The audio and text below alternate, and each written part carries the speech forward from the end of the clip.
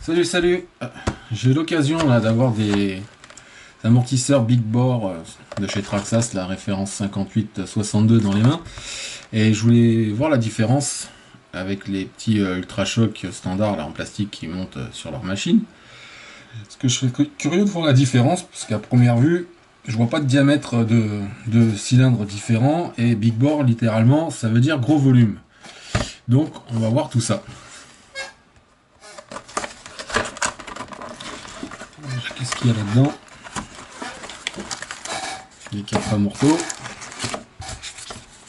C'est joli. De l'huile, comme d'hab, on sait pas ce que c'est. Spécialité Traxxas, donc normalement ça doit être de la plante. Après, une petite boîte et une notice. Voilà. Là-dedans, on va avoir les entrepots, je suppose. Le bec pour l'huile, ça doit être les 4 vis pour fixer l'amorto en haut. Et là, ouais, des entretoises, des pistons et des cales. Bref, ça, pour l'instant, ça nous intéresse pas. La notice. Bon, rien de spécial. On voit le détail de l'amortisseur.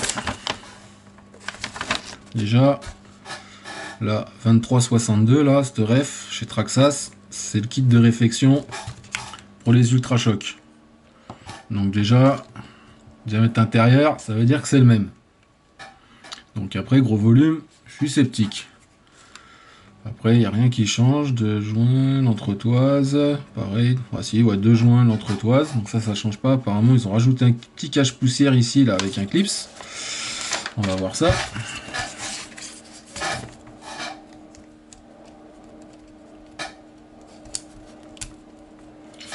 Viens avec moi. Ouais, c'est ça. Ils ont rajouté un petit cache-poussière à l'intérieur avec un clips.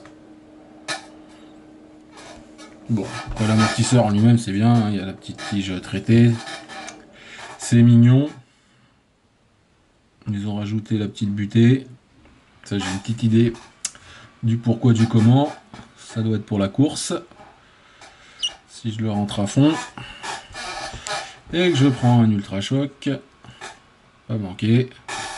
Sur les moteurs.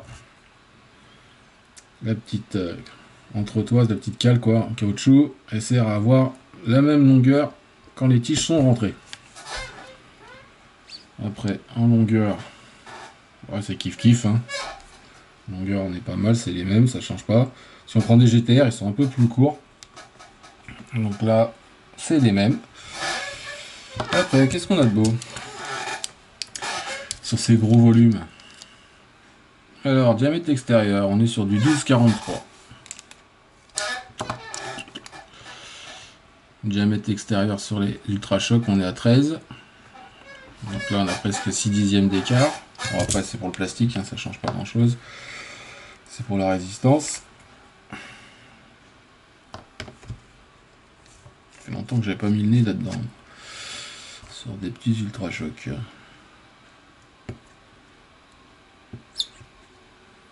Bon, bah, c'est monté pareil. C'est exactement la même chose. En diamètre, qu'est-ce qu'on a dedans? Normalement la même. Hein. 10-30 à peu près. Et là-dessus, qu'est-ce qu'on a?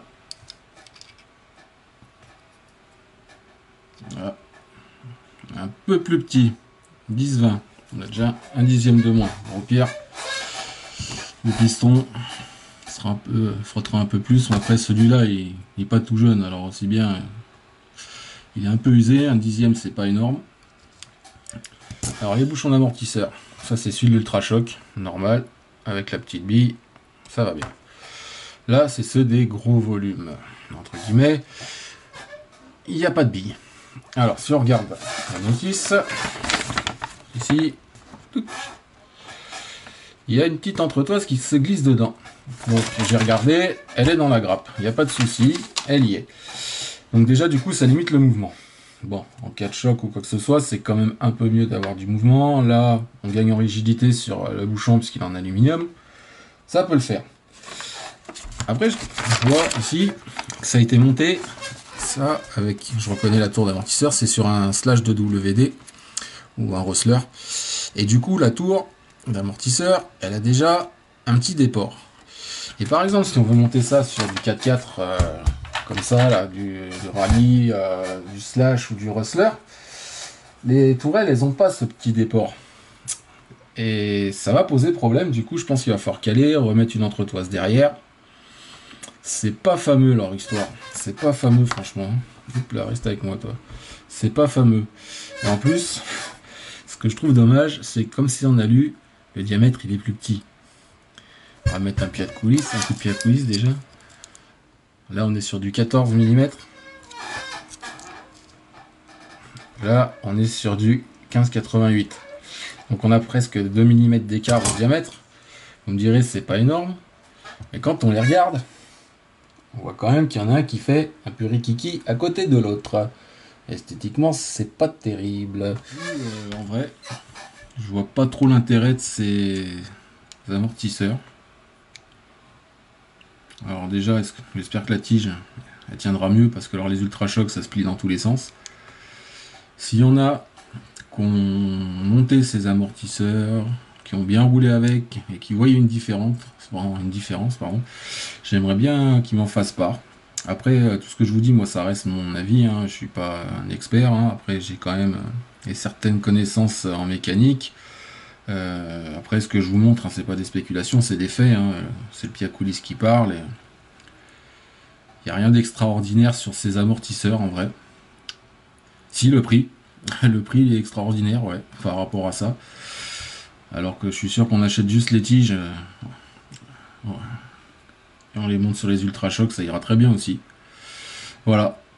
Donc rien de spécial pour ces amortisseurs soi-disant gros volume. C'est pas vrai, c'est exactement le même volume. Donc c'est pas terrible. Ouais. C'est bien la première fois que je peux en voir, donc je suis content de pouvoir faire mes petits contrôles dessus pour voir ce que ça donne. Mais bon, c'est pas les amortisseurs que je montrais, hein.